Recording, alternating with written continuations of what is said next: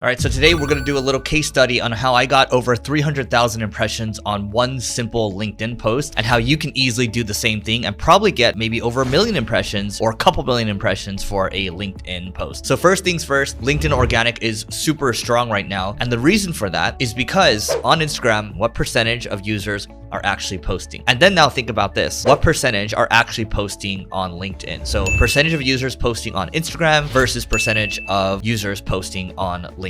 If you wrote 87% or above for Instagram, that's what it is. So 87% of users are actually posting to Instagram. Now for LinkedIn, it's 1%. So 1% of users are actually posting to LinkedIn, which means LinkedIn needs more content. And now what I need is I need a smash on the like button for the YouTube algorithm because ideally need 87% of people watching this video to help it grow. Okay, now let's talk about this. I am going to pull up my post over here so we can see this is the post. Should you try to measure everything in marketing?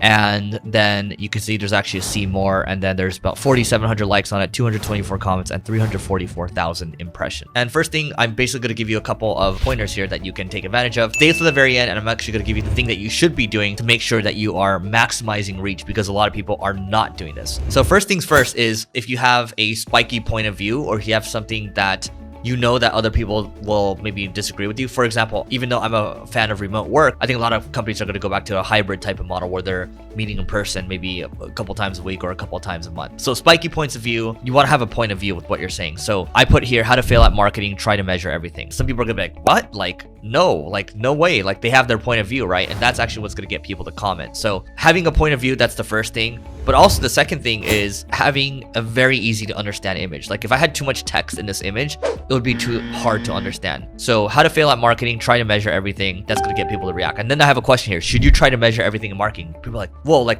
A, this is already getting me. B, like there's this question here. Like I have a point of view. I want to say something, right? And then if you actually expand it, the third point over here is a little bit of a story. 10 years ago, marketers used to obsess over measuring every little thing, but things have changed.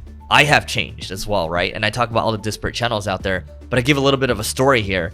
And then at the very end, I put agree or disagree. So it's like, here's a point of view. Should you try to measure everything? It's like, oh, okay, I'm winding up my opinion, and agree or disagree. By this point after the story, you can get people to have some type of emotional response, right? Let me know in the comments. Do you agree or do you disagree with this? Should marketers be trying to measure everything? I'm curious to know. And if you do just try to measure everything, I'm curious to know what tools, what software, what frameworks you're actually using there. So if you look at the comments, I try to respond, right? Like this guy over here, Tom, agree with you. The short answer, my viewpoint is brand authenticity always wins. Okay, that's fine. Here, I just said well said because I just agree with the guy, right? Like not much more for me to say. At least I can leave a comment here. But most people tend to forget about the comments. And that's not saying you should respond to every single thing, but try to respond as much as you can and try to be authentic. I'd rather do that than hire someone to just respond to my comments. Here's the thing I'll say too. When you think about social media platforms, for LinkedIn, we use an app called Shield app for analytics. And what happens is you can see the posts that have the more comments on it, the comments are actually weighed more. When I have a post with a ton of likes, but maybe not that many comments, and a post with maybe just like, 20, 30 comments or so, you'd be amazed, but the post with the comments actually has more engagement because you're actually getting people to write and contribute to the platform. And so LinkedIn wants more content for the platform. That's why organic reach is so strong. And I think it's going to last for maybe another year or two. So you can really take advantage of that, especially if you're working in B2B. Now, the sixth and final point, if comments are important and engagement is important, if you have friends, if you're part of a company, getting your coworkers or getting your friends to help promote your piece of content when it comes out, because we always do that when a post comes out, that's going to help seed the content initially, meaning that if you have a couple of people liking it, a couple of people commenting, then the algorithms are going to be like, oh, like this is worth maybe showing to some other people. And then if it resonates with other people, then it's going to be shown more. And that's how this post,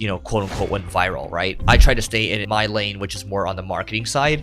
And that's what works out well for us. So if you want us to do stuff like that for you, you can reach out to my ad agency, singlegrain.com. Or if you're looking for a great marketing job, just go to singlegrain.com/work. We're always hiring over there, and we'll catch you in the next video over there, and we will catch you later.